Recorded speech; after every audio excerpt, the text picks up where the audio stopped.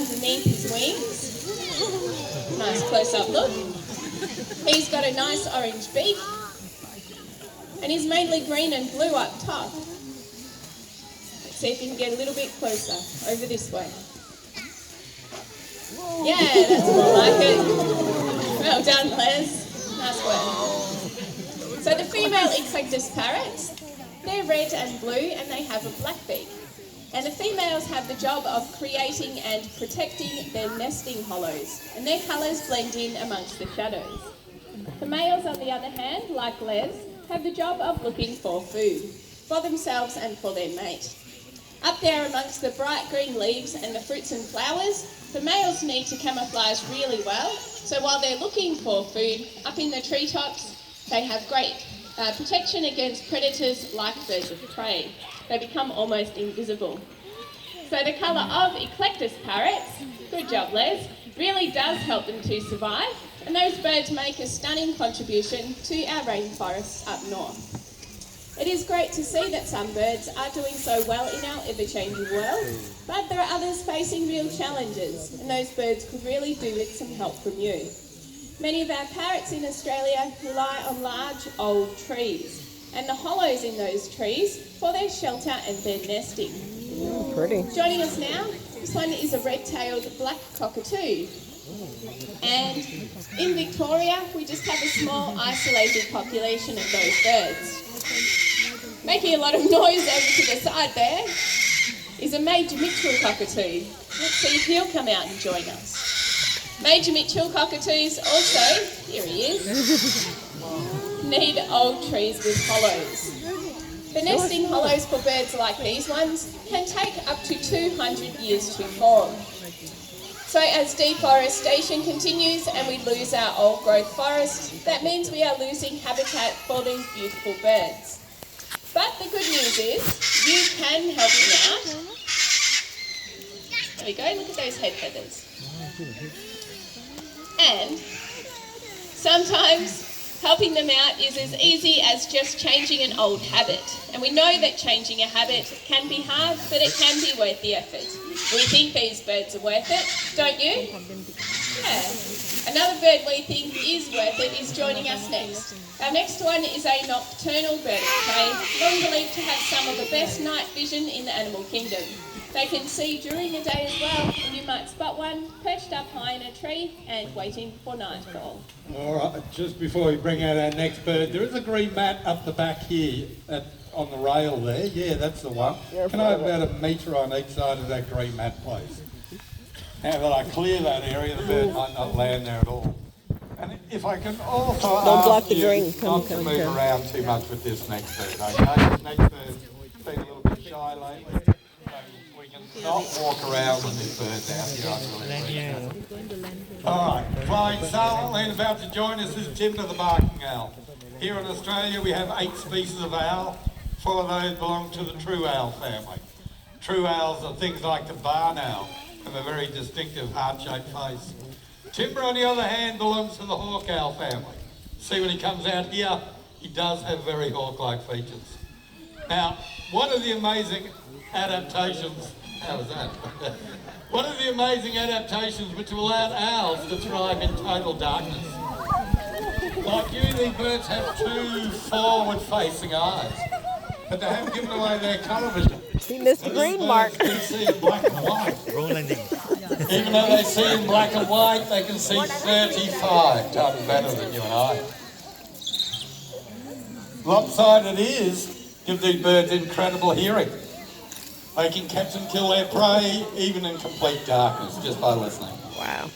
I might give Timber on the glove when he comes back now because he is struggling a bit to find a spot out the back. And those of you who've been lucky enough to have an owl flying over your heads would realise you cannot hear an owl flapping its wings. They have frayed flight feathers which disrupt the airstream, and these birds can fly in total silence. Even better predators. The other adaptation I wanted to mention is, believe it or not, these birds can turn their heads in an arc in either direction of up to 270 degrees. So watch out if you're a little field mouse, you're sitting behind an owl. A pair of barn owls could catch and kill anywhere up to 2,000 mice a year. Do a great job keeping those rodent numbers down for us. Unfortunately, barking owls still need a little protection of their own. Give it up for Tim, he did a good job. And so there are some birds that have really learnt to adapt, and barn owls are a great example. Those birds are really happy to nest in places like barns and sheds. But other birds like barking owls and major Mitchell cockatoos really need tree hollows for their survival. If I said there was one little thing you could change that would really help out birds, would you do it? Yeah, I'd do it. Thanks, Norm. So, if you've got a mobile phone with you today, make sure you have it out for this next part of the show. There is something easy you can do. It involves your phone and our gorgeous galah. This is Georges. She has a message for you. And it is White for Wildlife. Yeah, well done, George. So, wiping for wildlife. That means choosing toilet paper made out of 100% recycled paper products. Right now in Australia, we're flushing 7 million trees a year down the toilet. We know that trees mean habitat, so they're much better off in the ground than down your toilet. While you've got your phones out, you can now make the pledge to switch to using recycled toilet paper. Just text the word WIPE, W-I-P-E, to the number on the banner. That will let us know that you'll make that switch. This is a really easy habit to change, and it will go a long way to helping out all of Australia's birds. Georges, our galah, she was super keen today to head off home and count the text messages coming through. Now, we all have our own turf, but we must remember we share this land with many living things. And there's a place for everyone. Sometimes we might just need to make a stand to help our wonderful diversity. You're a hard crowd. It's the best I got. All right, get ready to meet Kevin. Kevin is a long-billed corraller. He's a real character. He thinks he rules the show. As well as being a real character, he's also master mimic. Mimicry is really important out in the wild. Helps long-billed corrallers learn their local dialect, helps them find food, find a mate, work out where their territory ends. It's really important. But Kevin here is so clever. Not only can he communicate with his own kind, he can also communicate with us. He's got his own microphone. All right, Kevin, now that you're here, you want to say hi? Been around the back watching the show, what do you think? It's pretty good. Yeah. See, some amazing adaptations here today of parrots and birds of prey. Kevin, can you... ...of all birds? Wings. Wings are pretty important. Need wings to be able to fly around, no doubt about it. Earlier on, I was out here with an owl. Bit of a low flyer, bit of an exciting bird, not quite sure if you were listening. Did explain that owls can actually see in an arc of 270 degrees. It's a really long way around. What about you, Kev?